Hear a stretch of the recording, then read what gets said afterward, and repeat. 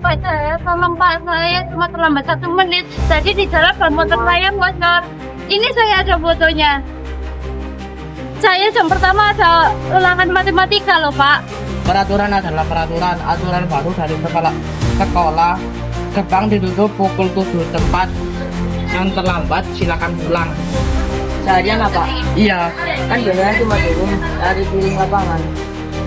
kalian akan saya hukum. Ikut saya ke ruang capsek. Wah, judulnya fasilitas kantin era purba. Apakah uang pemerintah kita korupsi? Ini baru poster kritis era.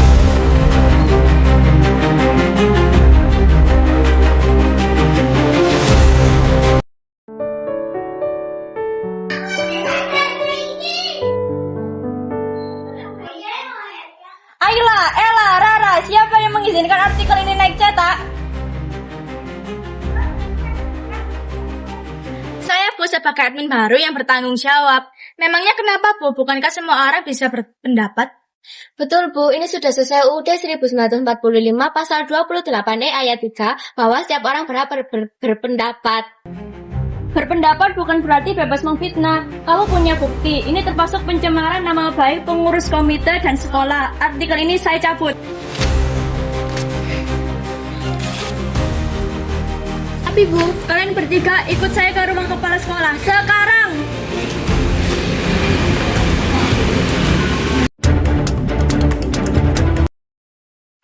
Silakan masuk.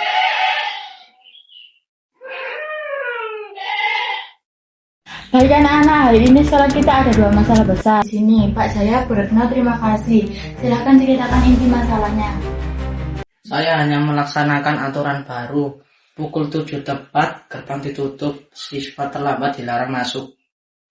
Dan mereka memuat artikel di poster yang menuduh komite sekolah korupsi tanpa bukti. Mereka mengatakan kebebasan berpendapat sesuai Undang-Undang Dasar 1945. Baik, kita punya 2 kasus, mari kita bedah pakai ilmu PKN. Mari kita mulai dari kasus Mading. Rara, Ella, kalian merasa benar karena pasal 28, begitu? Iya Bu, Undang-Undang Dasar adalah hukum tertinggi. Pasal 28 menjamin hak kami. Peraturan sekolah akan lebih rendah daripada Undang-Undang Dasar.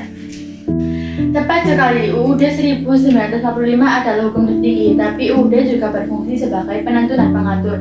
Coba kalian lihat pasal 28J ayat 1, ada yang hafal? Saya Bu, setiap orang wajib menghormati hak asasi manusia orang lain dalam ketertiban kehidupan bermasyarakat dan bernegara. Terima kasih Santi, dan ayat 2-nya bilang dalam menjalankan hak kita dibatasi oleh undang-undang untuk menjamin pengakuan serta penghormatan. UUD memberi kamu hak berpendapat, tapi UUD juga membatasi hak kamu agar tidak melanggar hak orang lain dalam hal ini. Nama baik komite kritik boleh manggilkan jangan. Paham Alia? Sekarang kasus gerbang. Itu kamu tadi bilang aturan Pak Jaya melanggar hak belajar kamu. Iya Bu, jelas di UUD juga ada kan pasal 31 setiap warga negara berhak mendapat pendidikan. Kalau kami dilarang masuk seharian, kami kehilangan hak kami. Bu. Tapi kewajiban mereka datang tepat waktu, Bu, itu juga aturan. Benar Pak Jaya, disinilah letak kedudukan UUD 1945. Peraturan sekolah adalah hukum turunan seperti UU atau Perpu. Aturan itu dibuat untuk melaksanakan UUD, yaitu pasal 31 dan juga pasal 27. Bella benar, aturan baru yang saya buat tujuannya baik untuk disiplin, tapi ternyata dalam pelaksanaannya aturan itu bertentangan dengan hukum yang lebih tinggi, yaitu UUD 1945 pasal 31. Aturan yang melarang siswa belajar seharian penuh hanya karena telat 1 menit, apalagi dengan alasan jelas seperti ban bocor, adalah aturan yang tidak adil dan tidak sesuai dengan jiwa UUD 1945. Maka saya putuskan aturan dilarang masuk seharian penuh saya cabut. Kita kembali ke aturan lama yang terlambat melapor dan mendapat sanksi, poin atau tugas tambahan.